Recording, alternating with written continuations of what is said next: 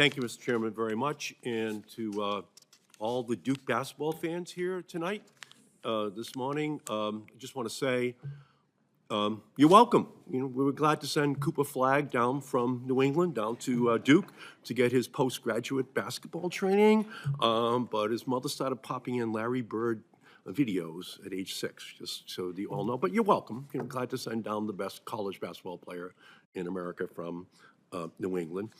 Commissioner Califf and Mr. Jones, thank you for being here today, because healthy, nutritious food is an essential part of making sure we can treat and prevent chronic diseases like heart disease, cancer, and diabetes. And I've been proud to work with my colleagues, including Senator Marshall, on supporting access to healthy foods as a means of treating chronic disease. Dr. Califf, having experts and committed civil servants is essential for implementing evidence-based strategies for improving Americans' diet. Is that correct? Yes. And how important is it for the FDA's work on nutrition and chronic disease to receive support from the Secretary of Health and Human Services? It's very important. Very important. And from my perspective, we have a potential nominee for Secretary of Health and Human Services, who has talked a lot about nutrition and chronic disease. Some would say what he says on diet and importance of healthy foods is reasonable.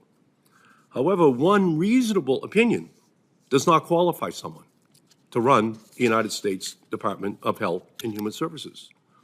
What should be disqualifying to run the Department of Health and Human Services that oversees every aspect of our healthcare system and whose actions will impact healthcare costs, access, and innovation is a nominee who has been proposed by President Trump, who has spread misinformation about vaccines and fluoridation of our water, questioned the well-proven conclusions that HIV causes AIDS, and falsely claimed that medication for depression is linked to mass shootings.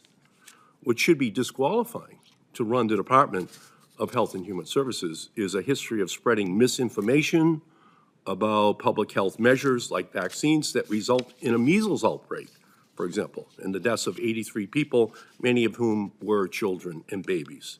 If we are serious about addressing chronic disease, if we are serious about closing gaps in healthcare access and moving towards a healthier America, the Senate should only confirm nominees to serve in the Department of Health and Human Services who are prepared, qualified, and serious about the responsibility of their roles.